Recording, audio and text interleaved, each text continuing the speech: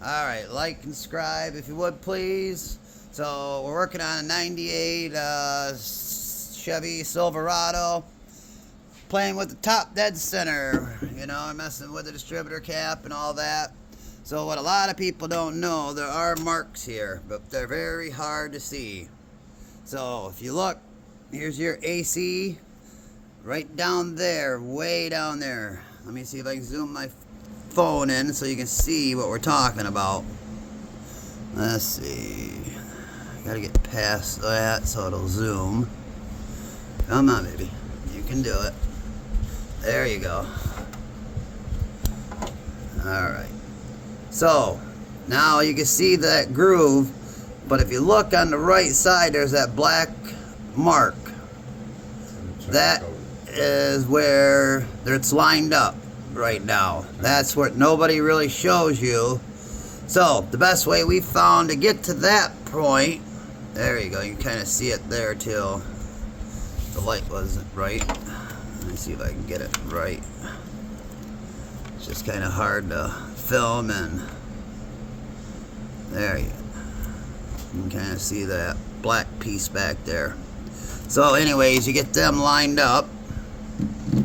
That actually kind of looks better without the light. So what we did to make it easier is we took out the fan shroud. As soon as we did that, then we could see the mark on the harmonic balancer, and then that black little tit on the timing chain cover. So then what we did is put a finger over, rolled it over until, you know, you get it, it'll push your finger out. That way you know you're on your compression stroke. And what we ended up doing, got it close, then we just took 15/16 and put it on here on the AC, and just nice and easy back and forth until we got it dead nuts where it's lined right up. And plus then we also double checked it by putting soft, I don't know, like a straw inside the piston. That way you don't scratch it, gouge it, or whatever. You can feel it pushing up and down on it as we moved it back and forth a little bit, so we made sure we were top dead center.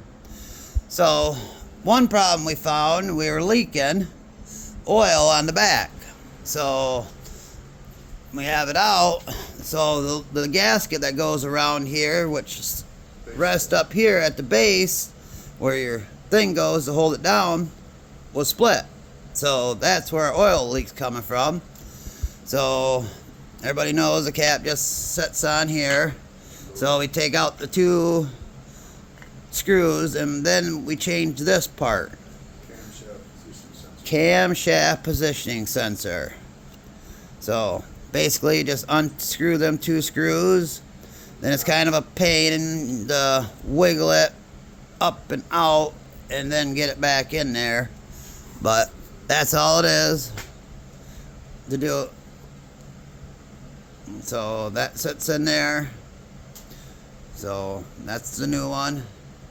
So then the biggest thing is you know, you put it all back together. And the other thing a lot of people don't know is on here is lines. So some say there's paint marks on them here, and then this one I don't see a paint mark, we just got that little emblem.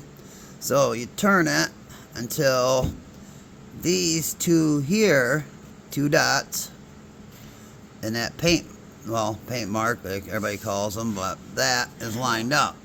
Then that should be what it should be after you put your cap back on. That should be pointing toward dead center, or number one, I'm sorry. But that's another little hint to help you. But yeah, I mean, we are having a hell of a time. We spent more time dicking around trying to find that down there. So it took us 5 seconds to take off the damn shroud, and we found everything we needed in 2 minutes versus hours of just dinking around. But now you look back here, sorry, trying to do a video on that. So you can see we had oil leaking in that, and that's what that's from. So we'll clean that up, and hopefully that'll cure the oil that you can see everywhere is back here. I don't know if we can see down the hole or not, but I hope this helps you guys get your job done a little easier.